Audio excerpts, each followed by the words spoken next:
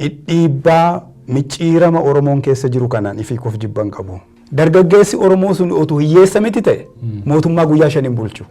Mootummaan kun jaarmiyaa uummata miiliyoona 12ti. Qofaasaa mootummaa Itoophiyaa kana jijjiiruu danda'a.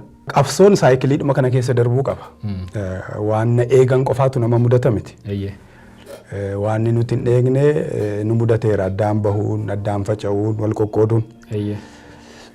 Garuu immoo ani ergan bira darbee yeroo yaadu dhimbiibbaa kana hin jibbu. Seenaa warra qabsoo bilisummaa isaaniif taasisee kana yeroo ilaaltu warra dubbii akkaan jajjabduu keessa darbetu amma bilisummaa qaba.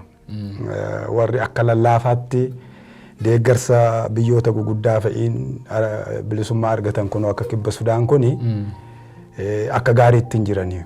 Warri akka Vietnam, Algeeriyaa, Eertiraa, Hind warri rakkina guddaa dubbii jajjabduu hamtuu keessa darban amma bilisummaa qabu. Warri immoo akkuma laafaatti deeggarsa maaliitiin itti dhufani keessi isaanii rakkina qaba. Dhidhiibbaa micciirama Oromoon keessa jiru kanaan ifii kof jibban qabu. Rakkoo jaallatteen fiddu beekte hawwite. Rakkina naattaa dhufuutte hin fiddu. Garuu immoo yoo qaroominni jiraate irraa fayyadamuutu danda'ama. Faayidaa irraa argachuu jabina keessaa dhufa. Ilmi namaa fi hordaan yoo dhidhiibamtee seente wayyaa jedhan yookaan inni lolooti. Kanaafi rakkinni nuti yaadiin, han nuti hin eegiin yeroo achi dheeressu kun yeroo baay'ee mudate akka kootti ergan bira darbee kanin yaadu jibba guddaa irraan qabu. Kana keessa darbuu qaba Oromoon jabaachuuf. Taayitaan ani barbaadu taayitaa siyaasaa Oromooti. Warreen ani akka kootti yaadu jedhu jaallan kiyya. Aangoo siyaasaa Oromoo qabatanii akka qabatan nan barbaada. Achi keessatti beektaa utuma taayitaan naa kennamayyuu hagan ani ga'uu danda'u baay'ee xiqqoodha. Ani barnoota illee hin qabu. Waraana ta'uuf kana booda umuriin koo kute waan biraa homayyuu hojjechuu hin danda'u. Garuu immoo warri bilisummaa Oromoof yaadani, warri mirga Oromoof falmani, warri dhugaa Oromoof falmani taayitaa akka qabataniif han qabsaa'e. Akka dhuunfaa koottani waan taayitaa yaadeen beeku. Adda bilisummaa Oromoo keessatti ani miseensa. Namni waan akkasii yaadus hin jiru. Kanaafi akka adda bilisummaa Oromootti adda bilisummaa Oromoo fi deeggartoonni isaa fi uummanni isaa aangoo siyaasaa qabaachuu qabu. Isa kanaafan hojjedha. Isa sana keessatti ani yoo adda bilisummaa Oromoo warri bilisummaaf qabsaa'u warri dhugaa Oromoof qabsaa'u aangoo argatan aangoon suni kan kooti. An mootummaan abbaa irree tokko ammatu biyya kana keessa jiraatiin atti tolaa jettani. Isa sana maaliif hawwitani mee ibsa xiqqoo shanaa kenna? Ammallee isuman irra deebi'a. Isuman hawaa ammallee. Maaliifan hawaa mootummaa amma jiru waliin wal dorgomsiisa. Tamma jiru waliin. Isa amma jiru waliin. Tole. Yoo mootummaan abbaa irree jiraate lola mootummaa fi lola uummataatu jiraata. Abbaan irree isaatiin aangoo irra bubbuluuf uummata miidhaa, ni fixa, uummanni immoo ofirraa kaasuuf ni lola jechuudha. Addi lola kanaa beekamaadha. Adda uummataa fi adda diktaaterii mootummaa. Adda beekamaatu wal lola jechuudha. Deemee miidhaan fedheyyuu haa ga'u uummatatu injifata. Waan hin oolle guyyaadha malee. Sii galee? Mootummaan inni akka ammaa kuni garuu lolatu jira addi lola kanaan beekamu. Abbaa isa loluun beekamu. Lolatu jira biyya kana. Eenyutu eenyuun lolaan hin beekamu. Islaamaaf kiristaanatu wal lola. Sabaaf sabatu wal lola. Gosatu wal lola. Mootummaatu uummata lola. Hubattee? Sirna dhablummaan akkasii kuni eessa dhaga'a wanni yaadni isaan masii galamiti siviil waar ka jedhamu kun siviil waareerra mootummaa diktaatorii wayya. Maaliif uummataa fi mootummaatu wal lola gaafas dhumarratti immoo uummatatu injifata. Uummata injifachuun hin danda'amu. Amma garuu mootummaaf uummatatu wal lola, uummatatu ofiis wal lola. Lolatu jira. Dhagaa jirta deengadda kaleessa kan ta'e. Dirree Dawaatti, Hararitti. Akkasana. Ji'a lama sadii duras waanumti akkasii dhalatee hin turre. Amaarriif Tigraay walitti dhaadachaa hin jiru. Oromoof Gumuz walitti hin bu'u. Sumaaleef Oromoo walitti hin bu'u. Affaariif Sumaaleen. Si galee? Mootummaan kuni inni amma jiru kuni walitti bu'insi kun isa barbaachisa beekte. Mootummaa akkasii fi hiyyummaa fi lolatu isa barbaachisa jiraachuuf. Sabni hiyyoomuu qaba. Hiyyoomuu qaba. Hiyyoomuu qaba. Walitti bu'uus qaba. Maaliifan hiyyummaa keessa jiraata siin jedhe waggaa 3 arfan darbe kana waan dargaggeessi Oromoo gochaa ture argite keessa turte miti. Dargaggeessi Oromoo sun otuu hiyyeessa miti ta'e mootummaa guyyaa 5 bulchu. Ganama dhagaa darbateeti galgala biddeena waan nyaatee bulu barbaaddachuu dhaqa qansiraa. Nyaatee buluu qaba dirqiitti. Jiraachuu qaba. Kan taariirra argite torbee 2 taa'e namni jechuun manna isaa biddeenni guutuudha. Dirreerra taa'ee waan nyaatu hin dhabu. Gochuu danda'a dargaggeessi Oromoo kana. Guyyaa tokko ooluu hin danda'u waan nyaatee buluu hin qabu. Hiyyummaa fi lolli amaluma mootummaa Itoophiyaa keessatti isaaf fartaayil ittiin jiraata jireenya isaati jechuudha. Turuu danda'a. Ittiin turuu danda'a. Malee dargaggeessi Oromoo 2015-16 Ihaadegiin torbee tokkoon teessisu. Otuu waan nyaatee buluu qabaate. Kanaaf lolaa fi walitti bu'insa keessa jiraata. Mootummaan inni barbaada kana. Kanaaf ani immoo isa mootummaan kun barbaadu hin barbaadu. Kanaaf abbaa irree ta'ee uummataa fi mootummaatu wal loluu qaba. Amaarriif Oromoo wal loluu hin qabu. Islaamniif Kiristaanni wal loluu hin qabu. Sumaalee fi Affaar walitti bu'uu hin qabu. Tole yaa Koronelaa kan isinis dhiiftanii deemtanii gara adda bilisummaa Oromootti hidhattanii dabalatan akkuma kanas immoo biyya keessaas qeerroon ka'ee uummanni Oromoo inni kaanis gamasii ka'ee kan inni lolee jijjiirama kana fidee uummata mootummaa abbaa irree tokkotu ture. Mootummaan abbaa irree suni biyya kanatti deebi'aa dhufuudha. Inni ammaa kuni waan tokko yoo jechaa hin jiruudha. Hawwinee iyyuu argannu isatti deebi'u. Maaliif gaafas beektaa uummataaf mootummaatu wal lole, Oromoof mootummaatu wal lole. Oromootu injifate. Injifatee eessa ga'ee bu'aa barbaadame sana arganne moo maal ka jedhu inni ilaalla. Garuu mootummaa Ihaadigii fi Oromootu wal lole. Oromootu injifate jechuudha. Oromootu injifate. Oromootu injifate. Si galee Oromoo gaafa sana amantaatiin maaliin adda qoodanii inni akka ammaa kun hin mul'anne. Haalli kun akka inni dhufuu fi eenyutu affeerame? Haalli amma rakkisaa ta'e. Itti gaafatama guddaa ka fudhatu adda bilisummaa Oromoo dabalatee jaarmiyooti siyaasaa Oromooti. Maaliifi ifaajjii fi dadhabbiin dhumaatiin dargaggoo Oromoo suni injifannoodhaan xumuramuu qaba ture. Jaarmiyaan jabaan jiraachuu qaba ture. Inni hin taane akkuma gaafa dargii dadhabbii fi ifaajjii barattoota Oromoo fi qotee bulaa Oromootiin Haayile Sillaaseen aangoorraa bu'e qaama ijaaramee ture waraanatu butate. Aangoo sana fudhate. Inni kunis oofanii keessumaayyuu akka dhaaba siyaasaatti dargaggeessi Oromoo gaafa akkasitti dhumu sana bilisummaa jedhee gaafate malee Itoophiyaa Dimokiraatistina jedhee ka gaafate natti hin fakkaatu. Maal barbaaddetii dadhabdaa itti yoo gaafatte bilisummaa Oromoon barbaadaa jedha. Gaaffiin bilisummaa immoo gaaffii ABO'ti. Kana jechuun daandii ABO'rraan dhumate namni kun. Bifa sanaan dhumate. ABO'n haga sana jabaatee xumuratti tolchuu qaba ture. Ammas inuma xumurra. Waan banametu jira gidduutti vaakiyuumiin tokko uumameera. Dizaasterii amma jiru kana fideera. Addi bilisummaa Oromoo amma karaa gaarii irra jira. Jaarmiyaa siyaasaa Piroofeesar Mararaafaas Kaafaawofaas dabalatee isaanis bari gatii guddaa kaffalanii bara darbe sana keessa miseensi isaanii deeggaraan isaanii gatii guddaa kaffalanii. Ammas waliin jirra. Karaa bareedaatu jira. Tokkummaa gaarii nu xumuratti goona waan kana. Baanaan tokko garuu dhalateera jaallannes jibbines banaa dhalate kana ifaajjii Oromoo keessumaa gatii dargaggeessi Oromoo kaffalee kana KFO'f ABO'n xumuratti gochuu qabu ture ammas xumuratti gochuutu nurra jiraata irra jirama immoo karaarra jedhee tayyaada.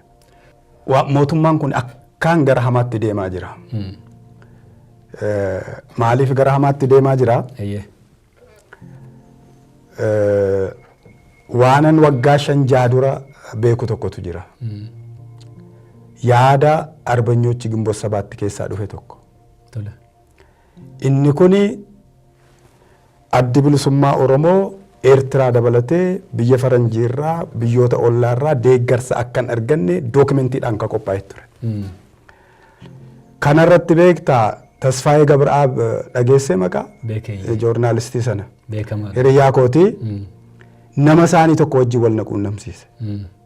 Haasofnee walloollee adda baane.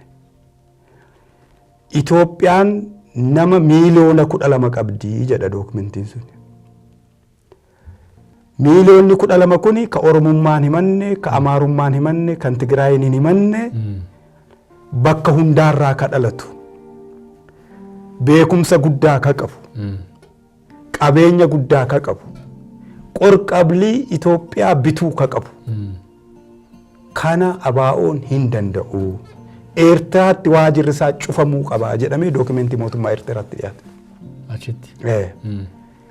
Amma kan mootummaan kun gochaa jiru akka inni nama muudu yoo argite kan inni lallabu yoo argite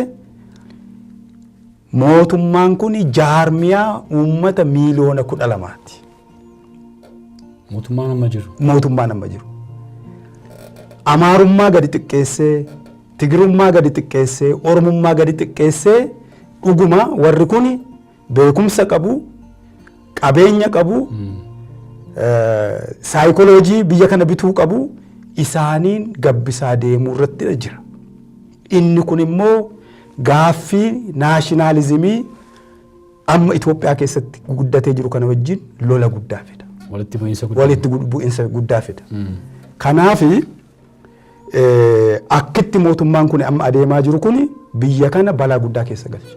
Maaliif Oromummaa xiqqeessuu, Amaarummaa xiqqeessuu, Kambaatummaa, Walaayitummaa, Sidaamummaa xiqqeessanii akkuma dhugaa ta'e soba ta'e haa hin beeku jaartiin Haayile Sillaasee uummata Itoophiyaa meeqannaan otu warra kaan warra xixiqqaan dabaliin nuti 500 jedhan sana biyya kana biyya uummata miiliyoona 12 godhaniiti yaadu. Nuti yookaan inni ergamnaafi yookaan inni sirbinaafi jechuudha. Kanaaf isin waa'ee naashinaalizimiin biyya kana keessatti gadi du'uu danda'u gaaffiin nama hundumaayyuu isa dhattanii yaaddu isin. Dhagaa gophoo guddaa walitti bu'a jaarmiyaan kun kan cabuu hin dandeenye walitti bu'insa guddaa na hubatte cabuu hin danda'u. Naashinaalizimiin cabuu hin danda'u. Haala amma biyya kana keessa jirtu kana isin akkamiin ibsitume? Naannoon gaanfa Afrikaa kun nagaa tasgabbii sana booda immoo gara badhaadhinaatti deemuu fi waan filachuu otoo hin ta'in dirqama dhugaa Oromoo fudhachuu qaban. Hundumtuu Keeniyaanuu dabalatee uummata Itoophiyaa qofa miti. Jibuutiin, Sudaan, Eertiraan dhugaa Oromoo fudhachuu qaban. Dhugaa Oromoo. Oromoon dhugaa gaafatee dhugaa sana fudhachuu qabani gargaaruullee qabani. Amma warri Tigraay, Amaarri, Sumaaleen, Sidaamni Oromoon bakka dhugaasaatti akka deebi'u kan gargaaran jaallatanii miti dirqama. Ofiif jecha gargaaruu qabu. Yookaan inni badu. Ibiddi Oromoo kana booda Oromoo qofan gubu. Eertiraallee ga'a. Somaalee ga'a, Jibuutii ga'a, Keeniyaa ga'a. Ibiddi kun akka hin kaane yookaan akka hin hammaanne darbaan gaafatu Oromoon. Oromoon darbaa gaafatu hin qabu. Waaqayyo saba dhaasee kennuuyyuu qabna beektaa ofirraa dabarsine qooduuyyuu qabna. Si galee isanni darbaan gaafatiin kana dhugaasaa kana gargaaranii shaffisanii bakkaan akka ga'u. Gaafa sana naannoo kanatti nagaan tasgabbiin argama. Kan biraa biyya ijaaruu jedha ABO'n pirinsipilii isaa keessatti. Biyya ka ijaarru maatii irraati eegallaa jedha.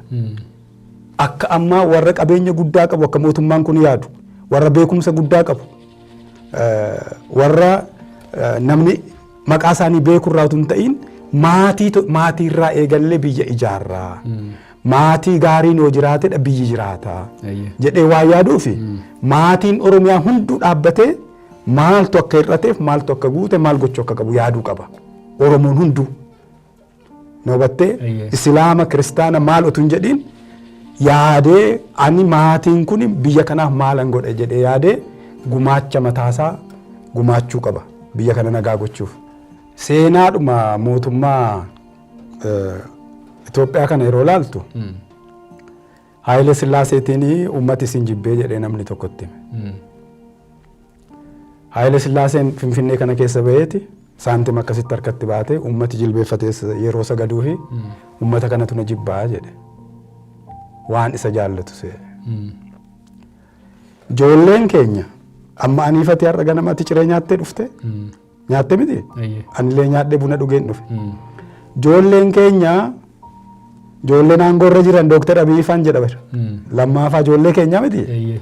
Akka aniifati cibcabanni midhaaniin bishaaniin jiraannu cibcabaadhaan waan jiraatan natti fakkaata. Yoo dhaban maraachuu iyyuu danda'u.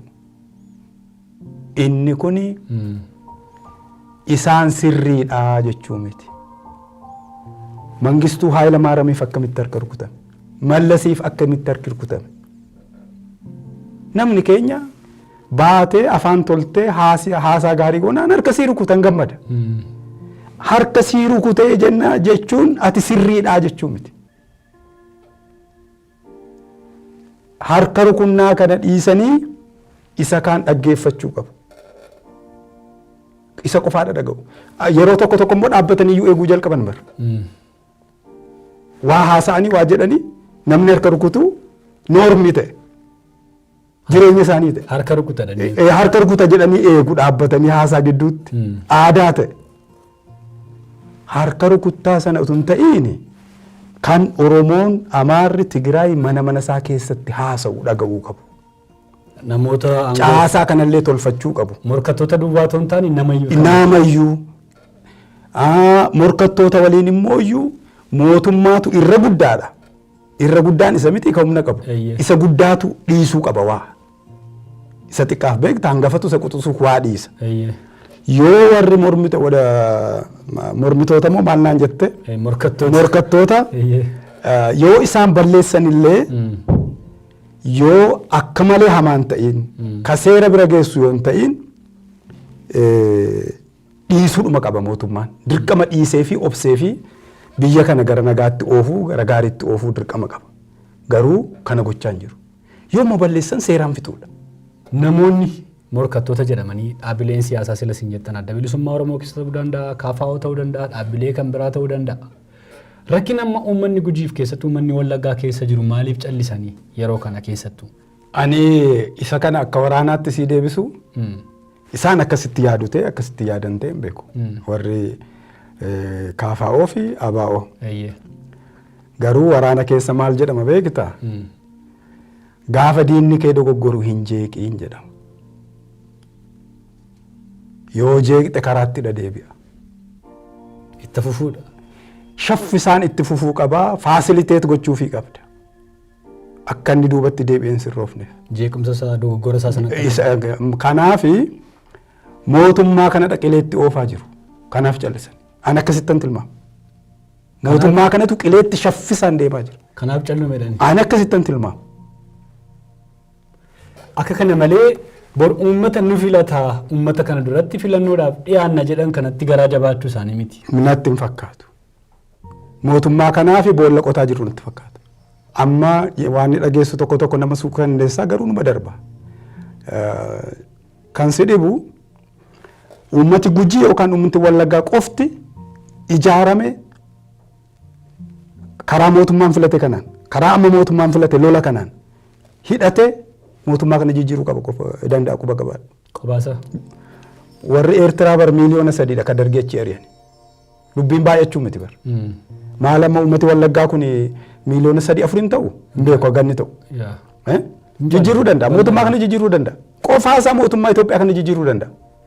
mootummaan kun karaa lolaa kana itti fufataanaan Oromoon inni kaan hin jirullee inni utu yaadne. Oromoon callumadhee ilaalaa jechuu koo miti. Callumadheen ilaalu. Mee akka hin jirretti otu ilaalle qofaasaa mootummaa kana jijjiiruu danda'a. Maaliif uummati kunii guddaallee ta'uu baatu uummati gara dhiyaa kunii isa kaan irra yeroo ilaaltu beektaa civilized lola hin beeku. Lola erga argee tureera. Uummata nagaa. Kan inni aadeffate nama waliin haasa'uu mari'achuu. Siin baasuu qawwee bitadhuu jechaa jiru. Mootummaatu akkasichaa jira. Siin baasuu haasaadhaan eessayyuu hin geessu. Haasaadhaan dhugaa kee hin argattu. Loliinsi lollaa jechaa jiru. Qeesaatti xiyyaaraan lolaa jiru. Qeesaatti taankiidhaan lolaa jiru. Inni kuni feesbuukii hambiseeti kilaashiitti naanna'a. Na hubatte? Eebootti naanna'a. Eeboo fi kilaashiin immoo humayyuu ibsaas hin barbaadanii, intarneetiis hin barbaadanii, humayyuu hin barbaadanii. Leenjitee bosona galtee loluu qofadha barbaada. Kanaaf gara kanaatti gara sanatti oofaa jiru. Uummati kun silaa sooshaal miidiyaa irratti maal irratti waa barreessuudhaan beekamaadha beekte dargaggeessi naannoo sana. Siin baasuu inni kun siin ta'uudhaniiti irraa kutan. Dhiisii. Inni dhiise kun namni akkuma ati yaaddetti siin jiraatu. Ofiisaas ni yaadaga. Ofiisaas ni yaada bara. Nama kan ati fi keessaa safartee fixuu hin dandeessu. Hamma ati safaruu dandeessu jira. Isa ati safartee ol uumaan kan kenneefitu jira. Akka uumaan isa uumetti yaadaa jechuudha. Garuu jaarraa 21ffaa keessa jirru kana keessatti meeshaadhaan loluun hammame amma. Dhuguma meeshaan kun furmaata ta'a akkasii yaaddanitti jaarraa 21ffaa kana keessa. Maal jechuudha jaarraa 21ffaa jechuun amma lolli ni hammaate moo hafe addunyaarra? Tarii iddoo baay'eetti bifa waraanaatiin mootummaa galagashuun hin jiru si'ana. Isa sanaaf ani isinii kaase. Keessa keetti amma Awurooppaan fa'aa Ameerikaan fa'aa keessa isaaniitti lolli hin jiru. Gaaf tokkoyyuu lola malee oolan hin beekan garuu. Ijoollee isaanii kan guddifatan biyya biraa weeraranii saamanii tammayyuu lolanii. Ameerikaa fi Raashaan maal godhani Sooriyaa? Liibiyaa maal godhan? Iraaqiin Afgaaniin maal godhan? Jaboo waan ta'aniif waan guddataniif lola sana baatanii biyya warra dadhaboo geessan. Ofirraa baasan. Ijoolleen isaanii sagalee xiyyaaraan dhageessu. Ijoolleen isaanii sagalee taankiin dhageessu. Inni baratu. Isaan jajjaboo waan ta'aniif lola kana fuudhanii bakka biraa geessan. Haga humna isaaniitti bar Itoophiyaa fi Eertiraan lola baatanii fuudhanii Maqdishoo geessaniiru. Lola bara dheeraa amma Sumaalee keessa jiru bar Itoophiyaa fi Eertiraa turratti wal lola. Asmaraan lolli hin jiru, Finfinnee lolli hin jiru. Haga humna isaaniitti. Maaliif Sumaaleen isaanii gadi waan taateef. Garuu Eertiraan lola keessan turree Itoophiyaan lola keessan turree jechuun hin danda'amu. Lola keessa jiran. Haga humna isaaniitti xiqqoochi ofirraa funyaan isaanii irraa achi butan. Malee jaarraa 21ffaan kun lola hin hammaate. Hubattee haa ta'uuti immoo iyyuu karaa lolaa aangoo qabachuun isa filatamaa miti. Yoo rabbi nama milkeesse. Karuma nagaatu ta'eedha. Uummati nagaa argataa. Guddinni dhufaa. Tasgabbiin jiraata. Inni kan biraan muummee ministeeraa keenya Dr. Abiy Ahmed wajjin yeroo dheeraa hojjetaniitu isaanii wajjinis immoo walitti dhufeenya qabduu jedhama.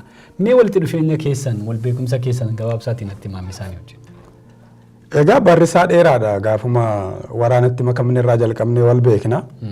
Seektariin irratti hojjenne adda adda.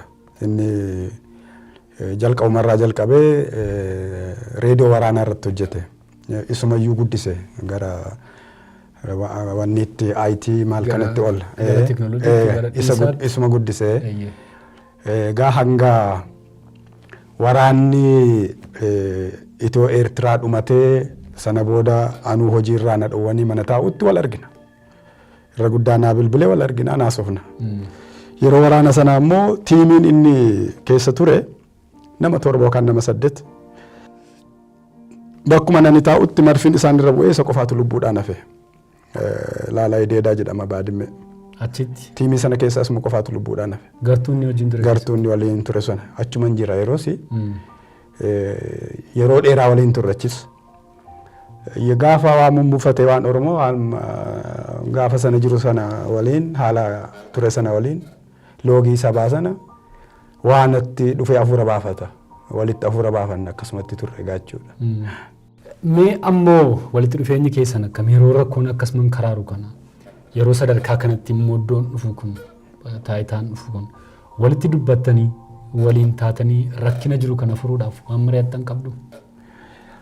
Yeroo darbe yeroo dhageesse yoo ta'e bakka biraatti ibseera.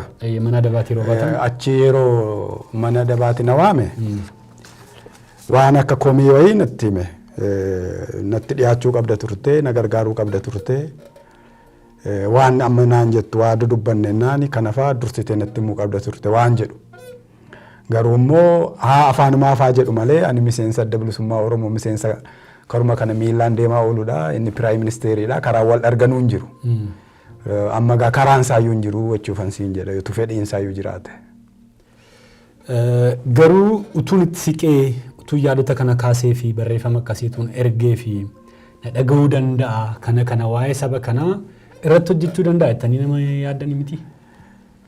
Waan inni jedhe tokko barii isinitti meeraan jedhe akkamitti biyyi kun nagaa akka taatu akkuma Lammaa fi Warqineen dhufanii Asmaraatti walii galleen guyyaa 2-3 buleen dhufenetu abaawoon biyya kanan galeen. Biyya kana akkamitti nagaa goona keessumaa Oromiyaan biyya kabajamteef biyya saalfatamte akkamitti goona yoo Oromiyaan kabajamtee saalfatamte Affaar hin tuqamu Sumaaleen hin tuqamu Sidaamni Amaarri Tigraay hin tuqamu Amaara tuquufu Oromiyaan maal jetteedhani gaafatu.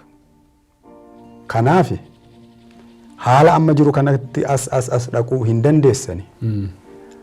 Oromiyaa kanarratti humna keessanis beekumsa keessanis yeroo keessanis akkasitti walumaan isinin gargaara.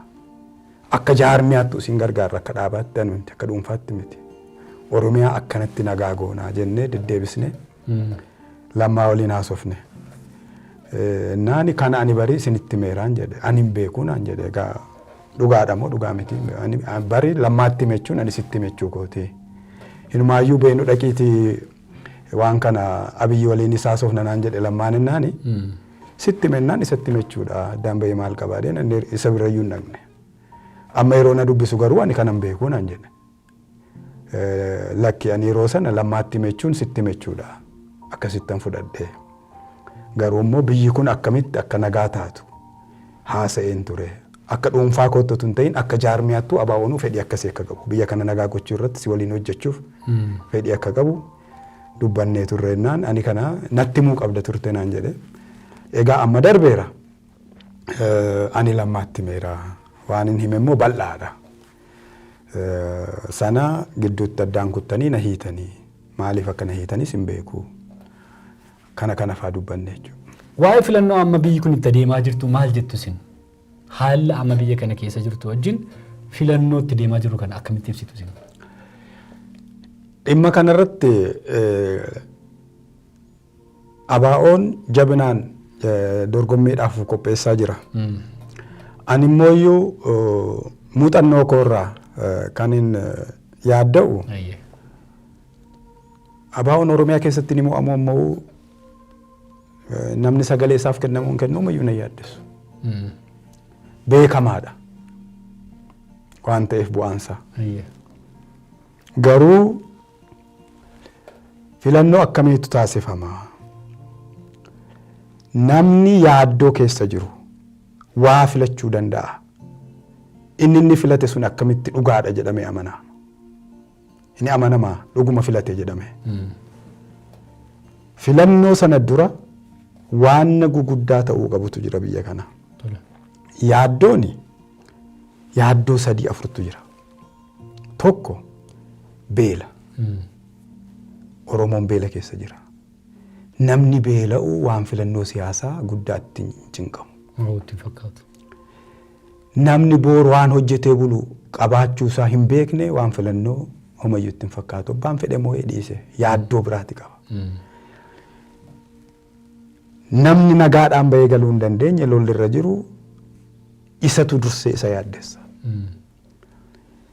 Namni akka barbaadetti bakka barbaadetti salaata kanarratti kiristaanni natti bu'aa laata. Kiristaanni charchii dhaqee islaamni natti bu'aa laata. Asii ka'ee yoon gara Gondar dhaqee ijoolleen koo Gondar jirtu maal taate laata? Isheen Tigraay jirtu maal taate barnoota? Inni Tigraay jirus inni Oromiyaa jiru maal ta'a jedhee lafa yaaddoo guddaa keessa jirutti filmaanni godhamu sun dhugaadhaayi. Bar dhaqatee waraqaa keessa buusuu danda'a namni kun. Waraqaa keessa buusee galuu danda'a. Na hubatte? Waa ittuu baha jedhee dhaqee waa filachuu danda'a. Garuu namni yaaddoo keessa jiru yaaddoon keessumaa yaaddoon Oromoon keessa jiru guddaadha. Waan ijoollee isaa yaadda'a, waan amantaa isaa yaadda'a, waan nyaatee buluu yaadda'a, waan nageenyaa yaadda'a. Namni yaaddoo qabu filannaa akkamiiti filata? Dura yaaddoo kana irraa salphisuutu hin wayyuu. Qabeenya, beekumsa, yeroo filannoof jennee dhangalaafnu kana yaaddoo uummataa kana dura tasgabbeessu. Haga ta'e hojii akka inni argatu gochuu, haga ta'e beelarraa cabsuu, lolarraa dhaabuu. Mootummaan kun lolarraa dhaabuu uummatarraa, komaandi poostiirraa kaasuu. Yaaddoo keessaa erga ba'ee booda gara filannootti otu deemameen filadhana. Maaliifi namni yaaddoo keessa jiru waan inni filate sun dhugaadha jedhee waan hin amanneefidha. Dhugumadha filate itti amanee jedhee waan hin amanneefidha. Yaaddoo keessa jira. Rakkina keessa gatii jiru. Rakkina keessa waan jiruuf. Namni galgala ijoollee isaa ijoollee inni jaallattu daabboo itti bitee galee nyaachisuu hin qabne qarshii 10 yoo kennanii fi qarshii 10 kaardii namaa gatuu hin danda'u. Ijoollee isaa inni jaallatutu beelaa bar. Isaantu itti bu'a bar. Biyya akkasii keessa jiraanne kun immoo lakkoofsaan xiqqaa utuu hin ta'in irra guddaan Oromoo kan beela'aa jiru, kan rakkachaa jiru, kan hojii dhabee jiru keessumaayyuu dargaggeessi mootummaanis dhaaba kiyyayyuu dabalatee ABO'nis KFO'nis mootummoonni waan dhaaboliin siyaasaa saba biraas kana otu dura furanidha. Karaan Itoophiyaa mirga ta'aa jedhee tan yaadaa jiru. Amma Oromoon dammaqeera. Ijaaramuutu saafa. Ijaaramee itti aanee immoo qaama nageenya isaa eegu ofii isaa kontirool gochuutu saafa. Poolisii hidhataa harka uummataa seenuu qaba kun beektaa uummataa ta'uu qaba. Yoo kun ta'ee mootummaan akka amma jiru kun jiraachuu hin danda'u. Mootummaa uummataatu dhufaa jechuudha. Mee akka nama dhuunfaatti akka nama biyya kanaaf hojjetetti saba kanaaf dhaabate tokkotti hawwi biyya kanaaf qabdan saba kanaaf qabdan naaf ibsaa. Oromoof bilisummaan fanqabsaa. Oromiyaan bilisoomuudhuma qabdi.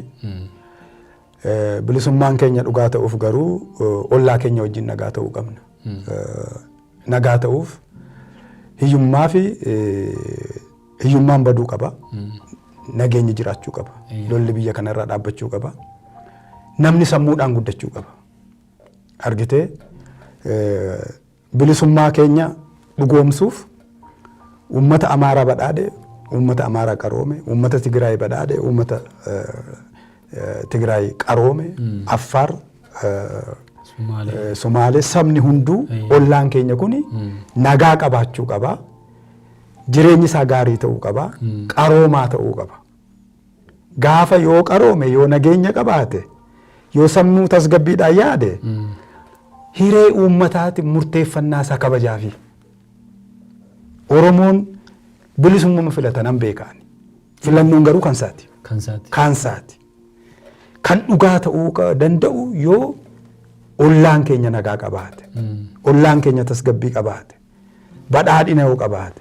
Sammuu dammaqaa yoo qabaate guddinni yoo jiraate nu dhugoomaa jechuudha. Isa kanarratti warra kaan waliin wal gargaarree hojjechuun dirqi. Kanaafi bilisummaa bira gahuu qabna. Bilisummaa dura karaa dheeraa qabna. Tarii utuun yeroo kanatti kana dubbadhe haala miidiyaa nama na dhaggeeffatu kanaa fi saba na dhaggeeffatu kanaa fi utuun ergaa kana dabarsee yeroo kanatti haala amma keessa jirru kanatti jettanii waan isinii hafee yoo jiraate immoo haala isaan isinii mijeessa. Dargaggeessa Oromoo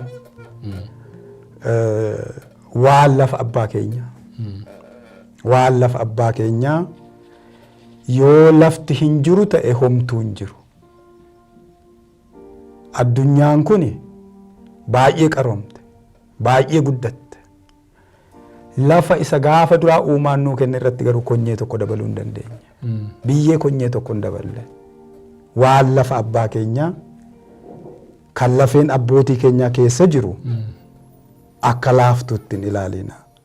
Lafa taakkuu tokkollee warri humna qabdan warri barnoota qabdan amma aniifati